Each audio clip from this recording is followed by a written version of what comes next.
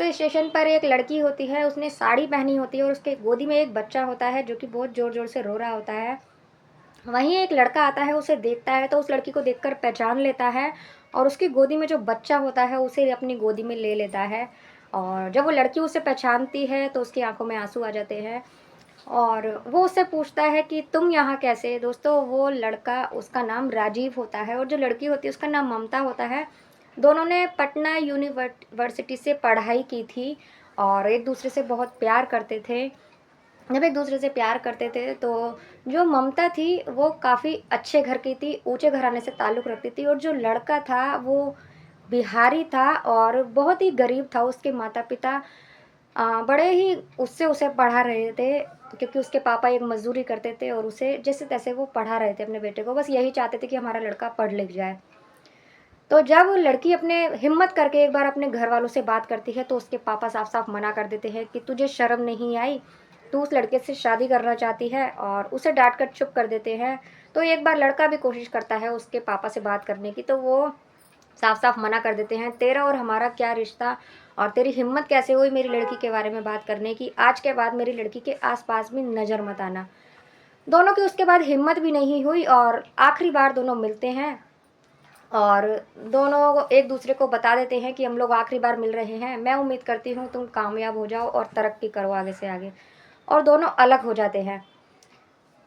दोस्तों मैं गीता गुप्ता, स्वागत है आप लोगों का मेरी आज की एक वीडियो में और अगर आपको अच्छी लगे तो लाइक कर देना। अगर आप लोग लाइक करते हो तो मेरा हौसला बढ़ता रहता है और मैं आपके लिए अच्छी-अच्छी वीडियो लेकर आऊँगी, तो प्लीज़ लाइक कर दीजिएगा वीडियो को। जय माता दी।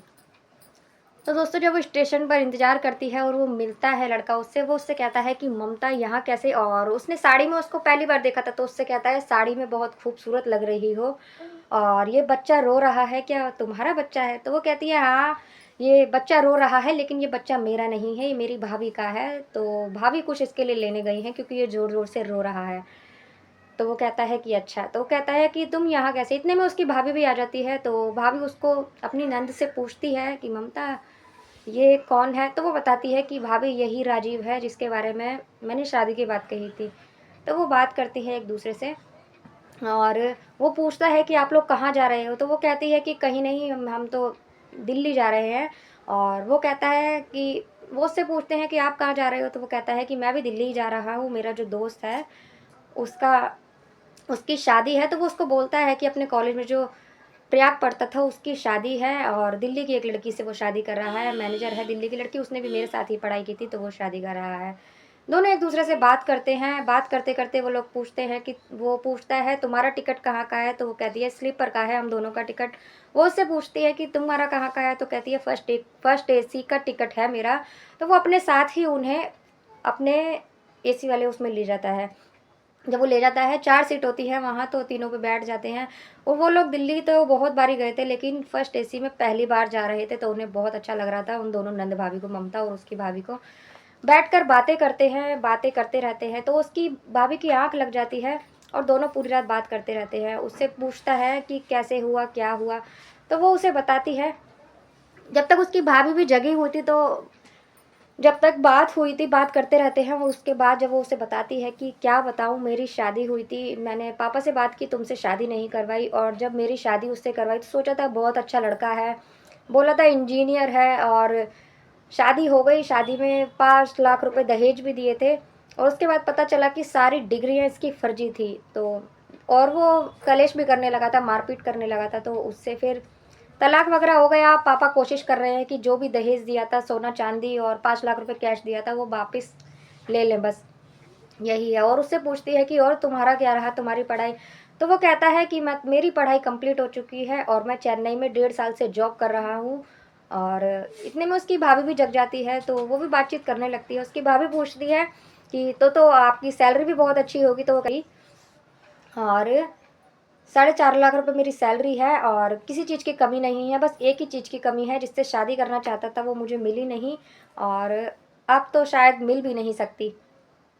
वो यही बोलता है तो उसकी भाभी कहती है कि आप दोनों को शादी कर लेनी चाहिए थी भैया। तो वो कहता है मैं क्या करता भाभी, और कितनी बार तो कोशिश की थी इनके पापा से बात करने की लेकिन हमेशा उन्होंने मुझे यही बोला कि तेरी औकात क्या है हमारे आगे, तू कहाँ और हम कहाँ, तेरी हैसियत ही क्या है जो तू हमसे बात करे, मेरी लड़की से शादी करे।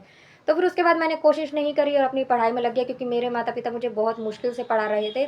तो मैंने पढ़ाई जारी रखी, अपने माता पिता को मैं दुखी नहीं करना चाहता था।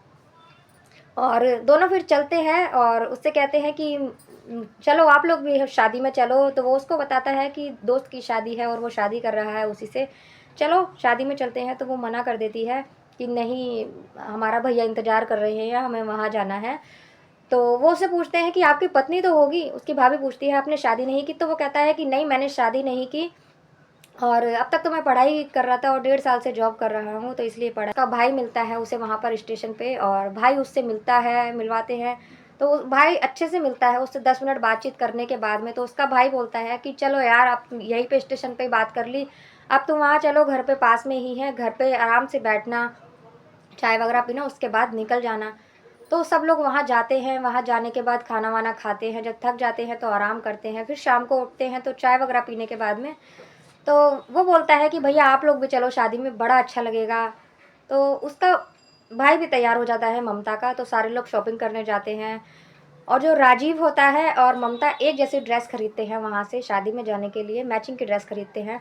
जब शादी में, फिर वो दूसरे दिन शादी में जाते हैं, जब सारे लोग, ये उसके भैया भाभी और ममता और राजीव साथ में, ये चारों लोग और उनका बच्चा छोटा सा, ये सारे शादी में जाते हैं। वहाँ शादी में जाते हैं, जब वो जो प्रयाग होता है वो उन्हें देखता है तो उसको बोलता है कि तू तो बड़ा छुपा रुस्तम निकला, हमेशा इसके लिए रोता रहता था ममता के लिए कि ममता गई मुझे छोड़ के, ये है वो है, और तूने आज तक बताया भी नहीं, तू तो बड़ा बेकार है, ये तेरे साथ है, तू इतना छुपा रुस्तम निकला, कब तूने शादी कर ली, तूने बताया भी नहीं। तो वो उससे कहता है यार तू ऐसे मत कर, इसके भैया पीछे खड़े हैं और इतनी बदतमीजी से बात मत कर, ठीक से बात कर। तो वो उससे कहता है कि सॉरी भैया, मैंने आपको देखा नहीं, मुझे नहीं पता था आप ममता के भैया हो। वो नमस्ते करता है तो उसका भाई मुस्कुरा देता है और वहाँ से चला जाता है कि दोस्त हैं, इतने सालों बाद मिले हैं, 7 साल बाद वो लोग मिले थे।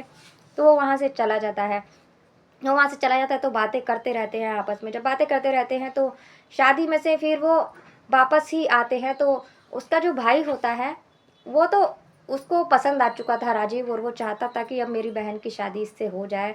तो उसको, उसकी जो भाभी भैया होते हैं वो पहले ही तैयार हो गए थे उससे शादी करने के लिए। जो उसका भाई होता है वहाँ से तो सब चले जाते हैं, नंबर वगैरह ले लेते हैं और अपने घर चले जाते हैं। तो उसका जो भैया भाभी होते हैं वो अपने पापा से बात करता है कि ऐसी ऐसी बात है और तुमने राजीव से शादी नहीं करवाई थी, और ऐसी, अब वो इतना अच्छा कमा रहा है, इतना अच्छा लड़का है, मैं उससे मिला हूँ, काश कि हम अपनी ममता की शादी उससे करा देते तो आज हमारी ममता की ये हालत ना होती।